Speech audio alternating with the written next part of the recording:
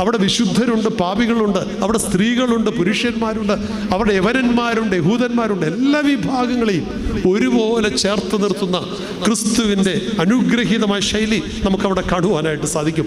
പാർശ്വവൽക്കരിക്കപ്പെട്ടവരെ ചേർത്ത് നിർത്തിയ ദൈവസ്നേഹത്തിൻ്റെ പൂർണ്ണതയാണ് ക്രിസ്തുവിൽ അവർ കണ്ടത്. ഈ അനുഗ്രഹീതമായ സ്നേഹത്തിൻ്റെ ശൈലി സന്നിവേശിക്കുന്ന വ്യത്യസ്ത രംഗങ്ങൾ ഓട്ടപ്രദക്ഷിണം ചെയ്യുമ്പോൾ തിരുവചനത്തിൽ നമുക്ക് ഒളിഞ്ഞും തെളിഞ്ഞും കാണാൻ സാധിക്കും. ശമരിയക്കാരി സ്ത്രീയോട് സംവദിക്കുമ്പോഴും, ജ്ഞാനായക്കാരി സ്ത്രീയോട് ഇടപെട്ട് അവളുടെ മകൾക്ക് സൗഖ്യം കൊടുക്കുമ്പോഴും, നല്ല ശമരിയക്കാരൻ്റെ ഉപമ തമ്പുരാൻ പറയുമ്പോഴുമൊക്കെ തമ്പുരാൻ്റെ ഒരു കോസ്മിക് വിഷനാണ്. എല്ലാവരെയും ഒരുപോലെ കാണുന്ന, എല്ലാവരെയും ചേർത്ത് നിർത്തുന്ന, അതിർവരമ്പുകളും വേർതിരിവുകളും ഇല്ലാതെ ചേർത്ത് നിർത്തുന്ന ദൈവസ്നേഹത്തിൻ്റെ ഒരു പൂർണ്ണമായ ഭാവം കണ്ടപ്പോഴാണ് ജനം വിളിച്ചു പറഞ്ഞത്. കേവലം അത്ഭുതം കണ്ടുകൊണ്ടുള്ള ഒരു PR വർക്കിൻ്റെ ഭാഗമായിട്ട് ഉച്ചരിച്ച വാക്കല്ല.